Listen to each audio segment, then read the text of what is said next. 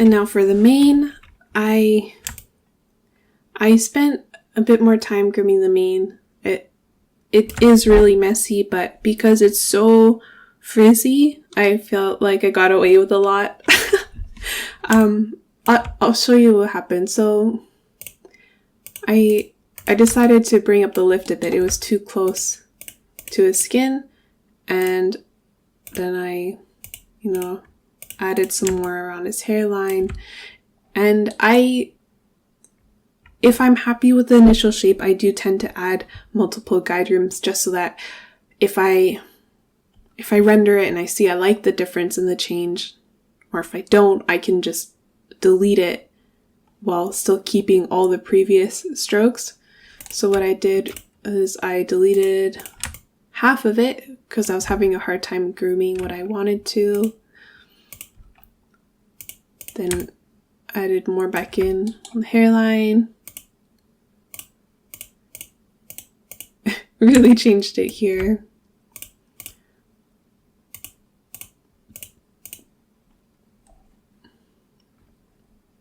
Adjusted the length. So this one I selected certain hairs and just changed the length. That's a way that you can mask things out. Another guide groom. And once I was happy with it, I mirrored it. And I wanted a bit more breakup, so I added wave to it, but hold on, I don't know if you can see this. Some of these guides are red, but it's really hard to see. I used a noise mask, so you can see that a few of them are red. That is the selection of hairs that I added a bit of wave to. You can see if oh, is it this? No, I don't know.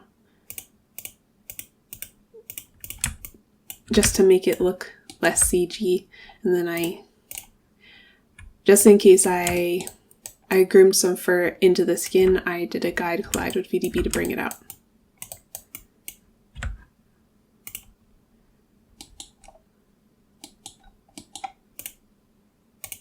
There's some extra stuff in this scene, but I'll show you a bit later how it all works out. Okay, back to the mane itself.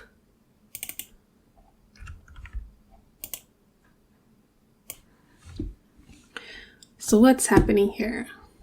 Again, it's very similar process, but I did end up doing a bit more to the generated guide. So here we have, I'm doing a hair jet on the guides that I'm then using to clump into here. So I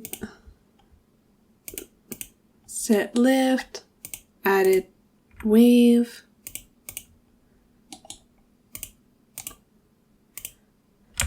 created length, and I clumped it and created fractal clumping and curling.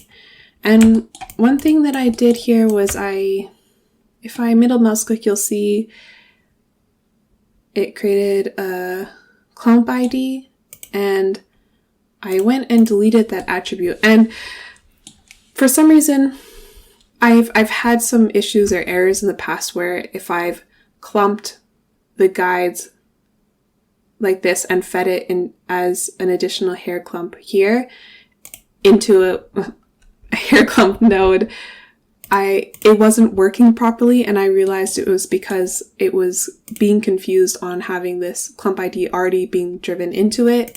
So I deleted it as safe measure, and this is what it looks like. Again, first clumping to create the big, large clumps, and you can see I wanted the clump to be closer to the root.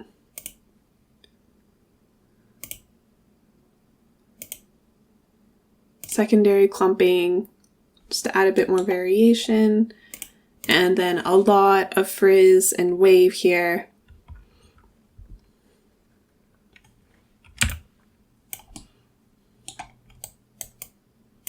It was super fluffy. But we still can see the areas of clumping, which is cool. And then again, same thing with the stray hairs. But I'm adding really frizzy stray hairs here and making them a bit longer. So we get, hope you can see this. So that is what the stray hairs is doing. Again, making it even more fluffy. And then a final collide VDB, and that's the mane. This is the mask that I painted for the mane. So I just wanted it to have a softer fall off around, so it's framing the face so that there was less hairs near the hairline and it would blend better into the short hair. And to do that, I painted a lower value here, and I used an attribute blur 50, and to view that I created a color node that is reading the mane density. So now you could see the blur, and that's really the only mask that I painted for the mane.